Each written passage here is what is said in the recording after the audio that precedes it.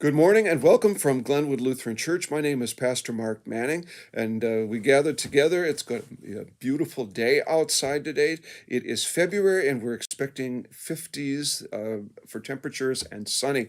So we have much to be thankful for if you're looking forward to spring. Well, we're in the midst of Lent as well, and as we gather for Lent, these last number of weeks I've been talking about the rituals and practices that we have and that we might observe during Lent. Not all of us do that, and in different denominations and religions they observe this and think about this differently. I started first by talking about the ritual of ashes a couple of weeks ago as we were preparing for Ash Wednesday, and last week then talking about how about the practice of not just giving things up, but Lent as a time for, if we would give things up, we would really be returning to normal. In other words, if we live lives in excess, Lent is a time for us to reset everything back to the way it should be.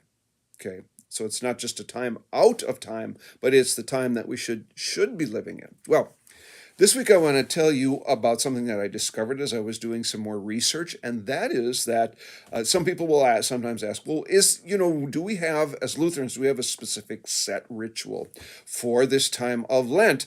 And I have to tell you that I didn't really know it, but I made aware that the ELCA has a handbook for the discipline of Lent. And it's relatively recent. It's 2018 that they produced this. And I'm just going to give it just a quick summary of some of the things, the disciplines that they speak about.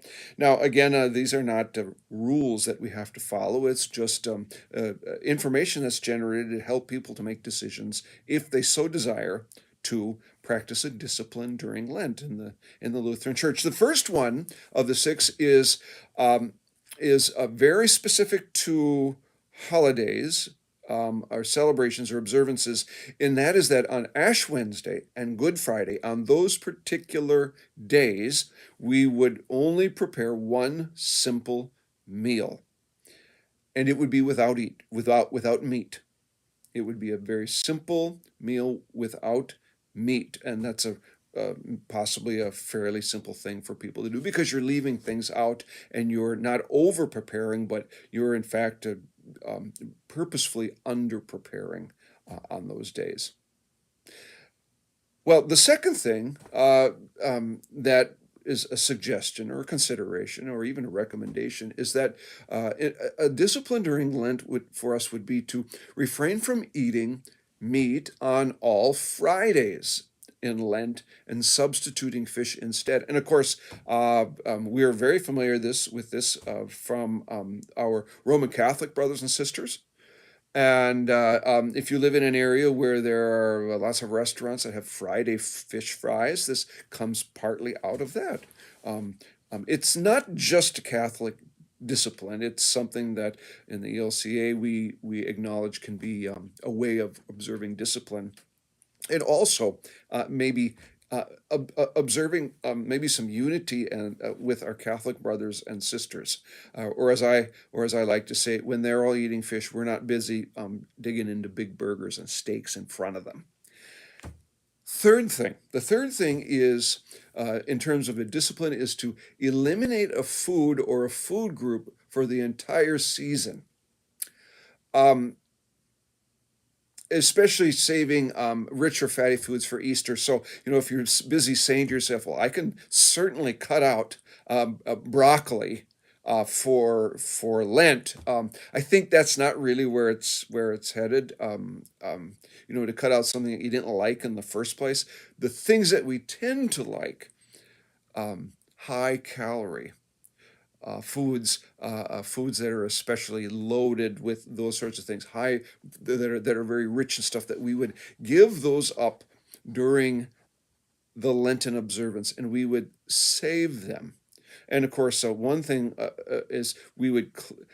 In fact, Shrove Tuesday or Mardi Gras is what you do is you eat all those then, not just because you want to load up, but because you're literally trying to get rid of them out of your cupboard so they're not sitting there tempting you for those 40 days. So you eat them then, and then you save them, any that you have. You save them for Easter. And so this is why on Easter we have ham instead of possibly vegetarian tacos. I don't know. I'm just throwing that out right there. But you want to give up something that's worthwhile giving up.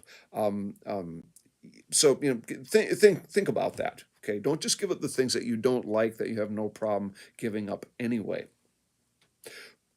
A fourth possibility for discipline, and that is to consider not eating before you take communion. I'm not so sure I'm so thrilled about this,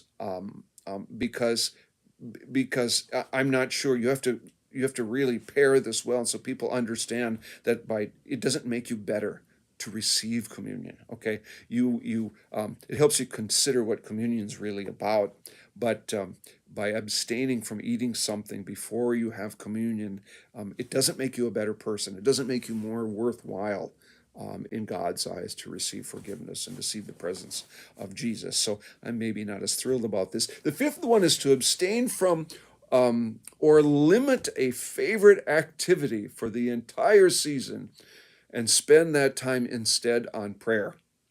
So we might think about not spending as much time watching television or sitting looking at our phones, and instead spending that time in prayer or study or devotion, or something like that. And the idea is not just to give up things that we like, and then to make ourselves suffer, but rather to give up things that might distract us from God. And then the space that you have in time that you've given, you devote then over to God. The things that would distract us from God, um, and then filling them with the things that bring us closer to God. I think that's where that's heading. Finally, the last one is, and that is that we might don't just give up something on your doctor's orders, okay, or because you're entering a diet. In other words, these are things you were supposed to do already anyway.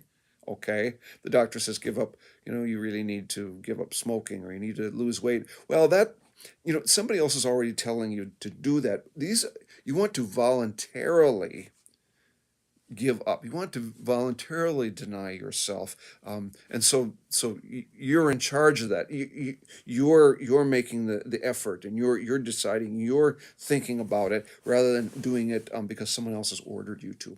Well, these are interesting things. You may not have noticed or known that the ELCA had some sort of thing to say about this, but consider them. Consider it. Think a little bit about in your daily life and the very small things you do, how you might observe